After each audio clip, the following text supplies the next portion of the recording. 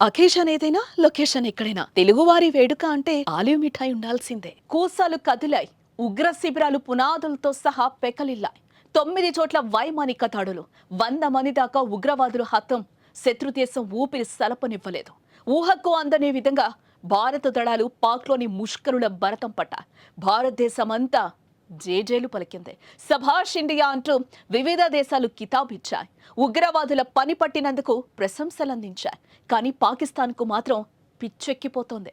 ఉగ్రవాదుల అంత్యక్రియలకు కూడా ఆర్మీ హాజరై తన బుద్ధిని మరోసారి చాటుకుంది. మరోసారి అడ్డంగా బుక్కైపోయింది.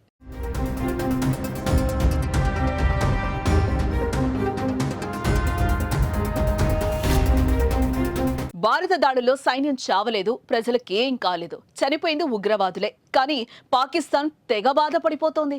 ఉగ్రవాదులను పెంచి పోషించలేదని డైలాగ్స్ కొట్టే ఆ దేశం మరోసారి అడ్డంగా దొరికిపోయింది.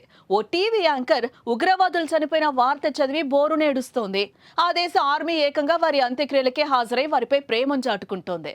దేశం కోసం పోరాడిన వీర జవాన్లు వీరమరణం పొందితే సైనికాధికారులు అంత్యక్రియలకు హాజరవ్వాలి. దేశ ప్రజాప్రతినిధులు మరణిస్తే హాజరవ్వడం ఆనవాయితీ. కానీ అన్యాయంగా అమాయకుల ప్రాణాలు తీస్తే ముష్కరులు చనిపోతే ఆనందపడాల్సింది పోయి ఇలా వారి మృతదేహాల వద్ద నివాళులర్పించడం పాక్ ఆర్మీకి, ఆ దేశానికే సిగ్గుచేటు.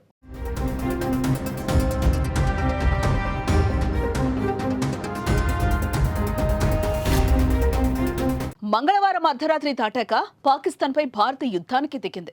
వైమానిక దాడులు సాగించింది. ఏకధాటిగా మిస్సైళ్లను సంధించింది. ఆపరేషన్ సింధూర్ పేరుతో ఉగ్రవాదాల స్థావరాలపై దాడి చేసింది. తెల్లవారుజామున 2 గంటల సమయంలో చీకటిని చీల్చుకుంటూ తొలి మిస్సైల్ పాకిస్తాన్ భూభాగంపై పడింది.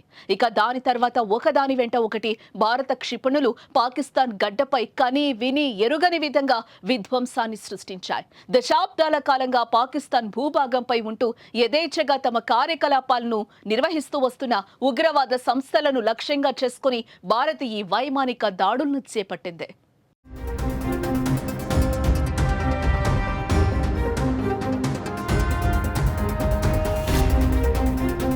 ఉగ్రవాదులకు భారీ ప్రాణ నష్టం సంభవించింది.